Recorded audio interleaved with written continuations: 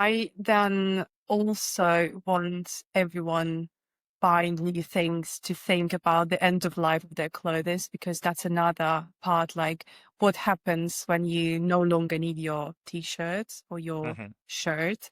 Yeah. That's the kind of problem we realize while building the brand, because as you know, sustainability is a spectrum. Right. It's multidimensional. There are different ways of approaching it. And we specifically thought, well, the ethical production is important. The Right. longevity of the product is important. Saving money and time and energy and water is important. But then what happens when you no longer need it? And we try to solve Uh, that problem too by creating a piece that is made of polyester, so it's man-made, but it's also fully biodegradable. And I find it feel like we need to think more about the end of life of our clothes. And I would like the exactly. industry to focus on that a bit more. Right. Because I remember I had a webisode with one of the other advocates, and she was telling me whatever she buys, she think about how it's gonna end up. Like she is about to buying a book. She's about to buy a light. She's about to buy, I mean, not just limit to fashion, but everything in the life. So she think about how it's gonna end up.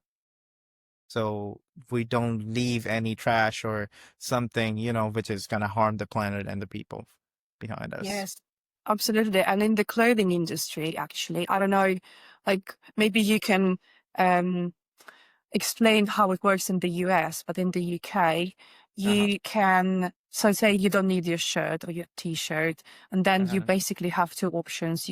Or three options. You can donate it, then you still don't know where it ends up.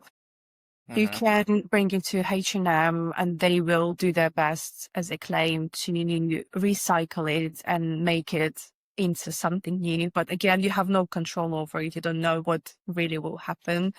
And Right. the third option is to recycle it locally with your council, and then you have no control over it. So you don't really know what happens. And with clothing, it's extra tricky as well, because if it's a mixed fabric, say if it does contain 5% elastane, it's Right. really, really hard to recycle it, because to recycle it, you first need to, um, what do you call it? To kind of split polyester from elastane, and after that you Wow. can recycle it. And barely, Exactly. like, it's really Any hard to do waste. it. I Right. don't think anyone does it. No, of course. I mean, right now we literally have no excuses. We just need more knowledge, more education about being sustainable, and just go for it. I know the innovations are happening day to day, but we still got so many options and people are coming up with so many innovations that we can, try to reduce the impact on the planet with this thing. So there are Yes. literally no excuses for this. No, no. Right. There are opportunities to shop better Right. and help Exa- save the planet. Right. Exactly.